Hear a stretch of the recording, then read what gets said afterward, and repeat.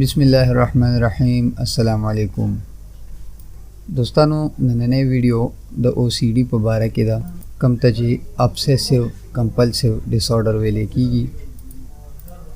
زمون په معاشره کې دی بیماری ته د شک یا د وهم بیماری هم ویل کېږي.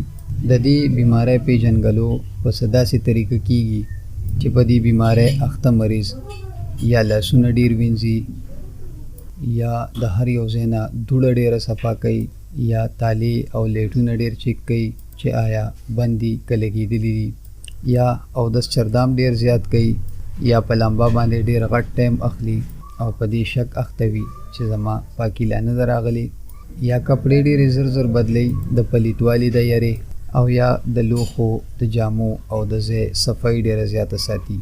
دوستانو، دا مرض د نارینو په نسبت په زنانو کې ډیر عام دی او دا په هر عمر کې کیدای شي. دوستانو، په دې مرض اخته مریض د نورو ډیرو سوچونو او وسوسو ښکار هم وي چې په هغې کې مونځ کول، استنجا کول، اودس کول، تالې بلفونه چیک کول او بار بار ځای ځایږي او لوښي صفا کول شامل دي. دوستانو، د دې مریضانو تعداد په هر سلو کې تقریبا د 15 پورې دی او د دې پیژنګلو په داسې شان وي چې هر هغه کار چې په یو ځل دوه ترسره کیږي هغه دی بار بار کوي. د ناپوهۍ په وجه دا مریضان د ډیرو مسلو ښکار وي او د دې ژوند ډیر په عذاب کې وي. نه خو د دې پیغوره غږ کولی شي چې لیونی یا شکی به ستایم، او نه په دې خبره پوه وي چې د دې مخنیوی به څنګه کیږي. د دې عادتونو او وسوسو نه په خپلم ډیر مجبوروي او ورسره د خاندان هم ډیر په عذاب کې وي.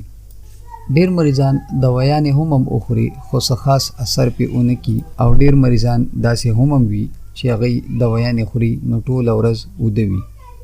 دوستانو، د دې د ټولو نه زبردست علاج په CBT کې دی، کوم چې کوګنیټیو بیهیویرل تھراپي ده.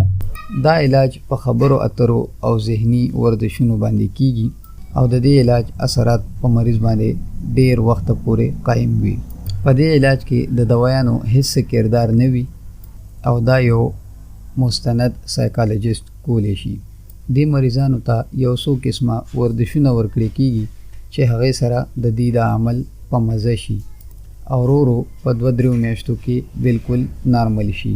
نو دوستانو، دا و د OCD معلومات. بل ویډیو به انشاءالله د دې په ورزشونو جوړو. که ستاسو څه پوښتنه وي نو موږ نه په کامنټس کې کولی شئ. ویډیو چې خوښه شي نو لایک یې هم کوئ او د راتلونکي نورو خو ویډیوګانو لپاره چینل سبسکرایب هم کوئ. د الله نم روغ جوړ غواړم. په خپلو دعاګانو کې یاد ساتئ. د لوی الله په امان.